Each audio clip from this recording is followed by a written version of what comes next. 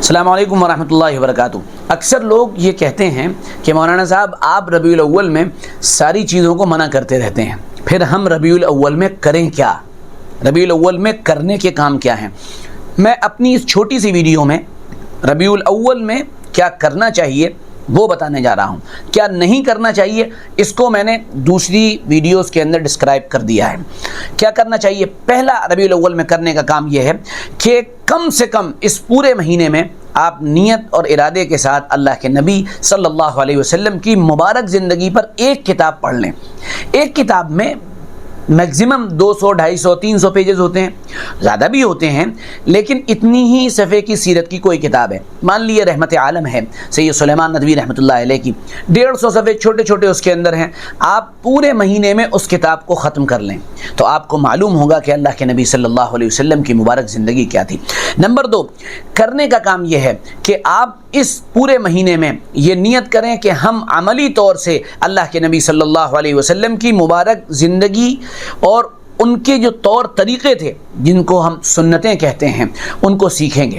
کم سے کم ارادہ کریں کہ 30 دن میں 30 سنتیں سیکھ لیں، اور ان سنتوں کو سیکھنے کے بعد اس کو اپنے عمل میں بھی لے آئیں۔ یہ بہت کارآمد بات ہوگی اور یہ اس مہینے کی قدردانی بھی ہو جائے گی۔ نمبر 3، تیسرا کام کرنے کا یہ ہے کہ اس مہینے میں درود پاک کثرت سے پڑھیں، خوب درود پاک پڑھنے کا اہتمام کریں۔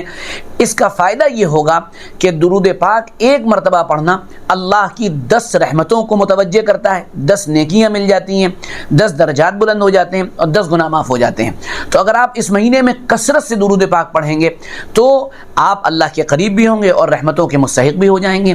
ہاں، یہ بات یاد رکھیے، درود پاک کو اپنی زندگی کا وظیفہ بنا لیجئے۔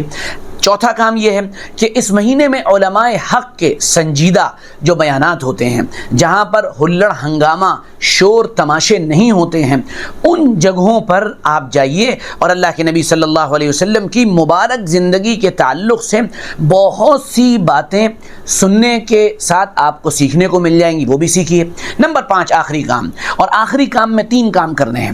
ان میں پہلی بنیادی بات یہ ہے کہ آپ کو اس بات کا یقین اس مہینے میں پیدا کر لینا ہے کہ اللہ کے نبی صلی اللہ علیہ وسلم ہمارے لیے آئیڈیل ہیں، نمونہ ہیں۔ اللہ تعالیٰ نے ارشاد فرمایا ہے، لَقَدْ كَانَ لَكُمْ فِي رَسُولِ اللَّهِ أُسْوَةٌ حَسَنَةٌ، کہ تمہارے نبی کے اندر تمہارے لیے شاندار نمونہ موجود ہے، یعنی پورا کا پورا آپ صلی اللہ علیہ وسلم کا وجود ہمارے لیے ایک بابرکت وجود ہے جس کی اتباع ہونی چاہیے۔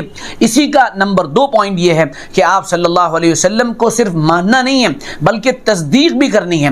بہت سے لوگ ایسے ہوتے ہیں جو حضور صلی اللہ علیہ وسلم کو مانتے ہیں لیکن تصدیق یعنی آپ صلی اللہ علیہ وسلم کو سچا، حقیقی اور آخری نبی نہیں مانتے۔ ایسا نہیں کرنا ہے، تصدیق بھی کرنی ہے۔ اور نمبر 3، تیسری بات بہت غور سے سنیے گا، اور وہ یہ ہے کہ ہم کو اطاعت کرنی ہے، بات ماننی ہے۔ اللہ کے نبی صلی اللہ علیہ وسلم نے جو باتیں فرمائیں ان کو ہم کو ایز اٹ از فالو کر لینا ہے۔ جیسے اللہ کے نبی صلی اللہ تعالیٰ علیہ وسلم نے اس مہینے میں کبھی بھی کوئی جلوس نہیں نکالا۔ صحابہ میں ابو بکر، عمر، عثمان و علی رضی اللہ عنہم اجمعین، انہوں نے کبھی کوئی جلوس نہیں نکالا، تو ہمیں بھی نہیں نکالنا ہے۔ آپ نکالیں، ہماری صحت پہ کوئی فرق نہیں پڑتا ہے، لیکن حضور اور ان کے پاک صحابہ نے اس پر عمل نہیں کیا ہے اور اس طرح سے خوشیاں نہیں منائی ہیں جیسے آپ منانا چاہتے ہیں یا آپ منا رہے ہیں۔ کیونکہ آپ کو اس جلوس میں زیادہ مزہ کیوں آتا ہے اس کو آپ سمجھ لیجیے، کیونکہ اس میں ہنگامے کرنے کو ملتے ہیں۔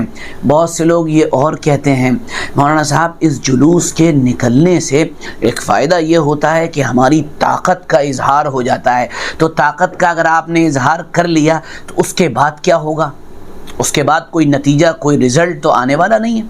اس لیے ان تمام چیزوں سے بچنے کی ضرورت ہے۔ کرنے کے وہ کام جو آپ کو میں نے بتائے اس میں لگیے، تو نہ کرنے والے کاموں سے آپ اپنے آپ بچ جائیں گے۔ اللہ ہمیں اپنے کرم سے، اپنے فضل سے اپنے نبی محمد رسول اللہ صلی اللہ علیہ وسلم کا اتباع نصیب فرمائے اور آپ صلی اللہ علیہ وسلم کے نقش قدم پر چلنے اور کرنے والے کاموں میں لگنے کی توفیق عطا فرمائے۔ ویڈیو کیسا لگا ضرور بتائیے، اس کو شیئر کرنا آگے پہنچانا نہ بھولیے گا۔